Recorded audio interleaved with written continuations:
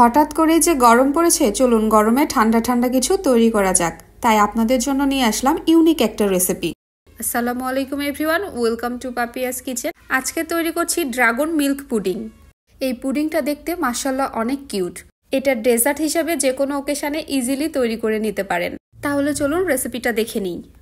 পুডিংটা তৈরির জন্য প্রথমে এখানে আমাদের লাগবে ড্রাগন। তাই এখানে একটা ড্রাগন ফ্রুট নিয়েছি।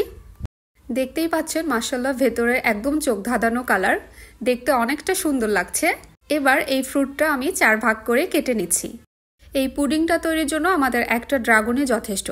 এরপর ফলগুলো আমি স্লাইস করে কেটে নিচ্ছি। এখানে আমি একটা ড্রাগনের অর্ধেক পরিমাণ নিয়েছি আর বাকি অর্ধেকটা সাইডে রেখে দিয়েছি। এরপর একটা কাঁটা চামচের সাহায্যে খুব সুন্দর করে ম্যাশ করে নিতে হবে। এই কাজটা আপনারা কখনোই ব্লেন্ডারে করবেন না, তাহলে ড্রাগন ফলের ভিতরে যে বীজগুলো রয়েছে সেগুলো একদম ব্লেন্ড হয়ে যায় আর ফলের অথেন্টিক কালারটা হারিয়ে যায় আর দেখতেও বাজে লাগে। এখানে যদি অল্প একটু দানা দানা থেকে যায় ইটস ওকে, এটা যখন দাঁতের নিচে পড়বে খেতেও ভালো লাগে। এরপর এই ফলটা আমি একটা প্যানে নিয়ে নিচ্ছি। বাটিতে যে ফলগুলো একটু লেগেছিল সেটা ধুয়ে এখানে হাফ কাপের মতো পানি দিয়ে দিচ্ছি। এরপর এখানে দিয়ে দিচ্ছি 1 টেবিল চা চামচ চিনি। যেহেতু ফলটা অনেক মিষ্টি ছিল এর জন্য আমি চিনিটা একটু কম পরিমাণে ইউজ করেছি। তারপর দিয়ে দিলাম 1 চা চামচ আগার আগার পাউডার। এরপর সব কিছুকে একসঙ্গে খুব ভালো করে মিশিয়ে নিচ্ছি। মেশানো হয়ে গেলে তারপর আমি চুলাটা অন করে দিব।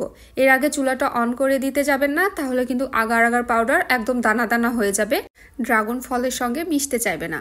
তারপর চুলার তাপ মিডিয়াম টু লোতে রেখে আমি 4 থেকে 5 মিনিট এভাবে জাল করে নিব। 5 মিনিট পর দেখবেন জেলিটা অনেকটাই ঘন হয়ে এসেছে। এই পর্যায়ে জেলিটা একদম রেডি। এবার যে বাটিতে আমি সেট করে নিব সেখানে আমি ঢেলে নিচ্ছি। এবার এটা সেট হওয়ার জন্য সাইডে রেখে দিচ্ছি 5 থেকে 10 মিনিট।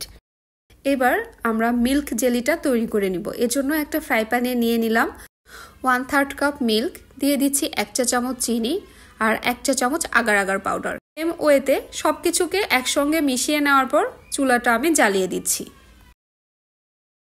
আমাদের মিল্ক জেলিটাও রেডি। এবার এটা আমি চুলা থেকে নামিয়ে নিচ্ছি। প্রথমে যে আমরা ড্রাগনের জেলিটা সেট করেছিলাম সেটা কিন্তু সুন্দরভাবে সেট হয়ে গিয়েছে। এবার দুধের এই মিশ্রণটাও ঢেলে নিচ্ছি। এভাবে একটা চামচ রেখে তার উপর ঢেলে দিচ্ছি। এতে নিচের জেলিটা ফেটে যাবে না এবং খুব সুন্দর মসৃণ হবে।